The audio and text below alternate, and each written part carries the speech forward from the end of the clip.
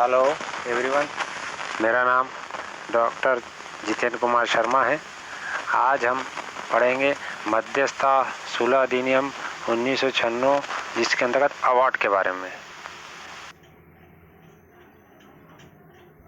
अब इसके लिए हम सबसे पहले इस सिनॉप्सिस देख लेते हैं, जिसमें मध्यस्थता पंचाट की परिभाषा, सेकेंड इसके आवश्यक तत्व, तीसरा काइंड ऑफ अवार्ड्स और कंक्लूजन।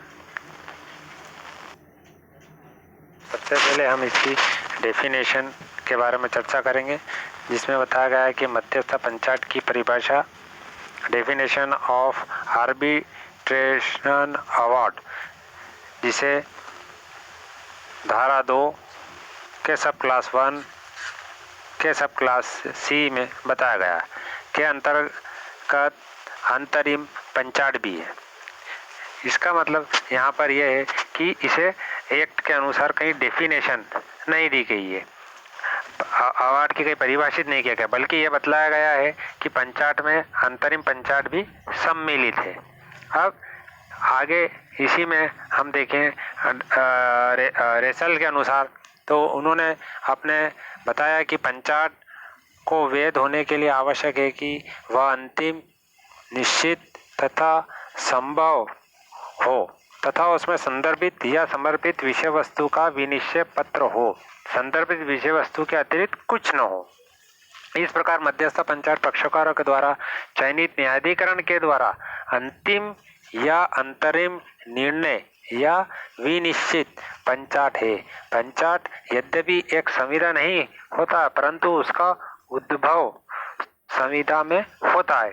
अब इसके बारे में आगे यदि और अध्ययन करें तो मध्यस्थता अधिनियम की धारा 30 में भी उपबंधित किया गया है कि जहां किसी भी मध्यस्थता कार्रवाई के पक्षकार अपना विवाद आपसी समझौते से निपटाते हैं और मध्यस्थता अधिकरण को उस समझौते को पंचाट के रूप में लिपिबद्ध, जिससे रिकॉर्ड करने की प्रार्थना करते हैं, तो कोई अन्य आपत्ति न होने पर अधिकरण उस समझौते को पंचाट के रूप में लिपिबद्ध कर लेगा। तो इस प्रकार यहाँ अगर देखें तो खाली डेफिनेशन में 2(1) सब क्लास सी में बताया गया है। अब हम आगे नेक्स्ट देखते हैं वैध पंचाट के आवश्यक तत्व, essential elements of a valid award, जिसके अंतर्गत यदि देखें तो इसके एसेंशियल एलिमेंट्स क्या होने चाहिए। इसमें सबसे पहला यदि देखें तो वो लिखित होना चाहिए। हमें पता है कि कोई भी अवार्ड पारित किया जाएगा तो वो रिटर्न होना चाहिए, लिखित होना चाहिए, और उसमें पक्षकार जो है उसके सक्षम होना चाहिए। इसके बाद आगे उसमें देखें तो किसी भी मध्यस्थता न्यायाधिकरण के द्वारा दिया जाना चाहिए, मतलब इसका यह है कि आर्बिट्रेशन ट्रिब्यूनल के द्वारा दिया जाना चाहिए। फिर पंचाट की अंतर वस्तु मध्यस्थता करार की विषय वस्तु होनी चाहिए, अर्थात इसमें देखें तो जो भी अवार्ड दिया जाएगा उसकी अंतर वस्तु देखेंगे तो आर्बिट्रेशन एग्रीमेंट के क्लॉज के अनुसार ही होनी चाहिए जो अवार्ड पारित किया जाएगा। फिर पंचाट निश्चित तथा समरूप होना चाहिए, पंचाट लोक नीति के विरुद्ध नहीं होना चाहिए, मतलब पब्लिक पॉलिसी के अगेंस्ट किसी भी प्रकार का कोई अवार्ड पारित नहीं किया जा सकता है। पंचाट भय, मोह, विद्वेष, पक्षपात से मुक्त होना चाहिए। तो इस प्रकार हम देखते हैं कि इस वैध पंचाट के आवश्यक तत्व में क्या क्या सम्मिलित होना चाहिए। साथ ही साथ इसके प्रारूप के बारे में एक्ट में धारा 31 के अनुसार मध्यस्थता पंचाट का प्रारूप और उसकी विषय वस्तु के बारे में बताया गया है कि किस प्रकार अवार्ड पारित होना चाहिए और उसकी विषय वस्तु क्या होगी और वह किस प्रारूप में दिया जाएगा। नेक्स्ट हम देखते हैं कि पंचाट के प्रकार, काइंड्स ऑफ अवार्ड। यदि हम इसे देखें तो सामान्य रूप से पंचाट के काइंड्स 2 टाइप के, जिसमें domestic award and foreign award बताया गया है। डोमेस्टिक अवार्ड जिसे देसी पंचाट भी कहा गया है, इसको अधिनियम की धारा 2 के सब क्लास 7 में उल्लेख किया गया है। इसमें बताया गया है कि ऐसा पंचाट जो मध्यस्थता सुलह अधिनियम 1996 के भाग 1 के अधीन दिया गया है वह देशी या घरेलू, जिसे डोमेस्टिक अवार्ड कहा गया है, सूक्ष्मतया किसी भी देश की सीमाओं के अंतर्गत उस देश की विधि द्वारा शासित पंचायत को देशी पंचायत कहा गया है। अर्थात इसमें अगर देखें तो डोमेस्टिक अवार्ड में पार्ट 1 जो बताया एक्ट के अनुसार, उसके अंतर्गत यदि कोई अवार्ड पारित किया जाता है तो उसे डोमेस्टिक अवार्ड कहा गया है।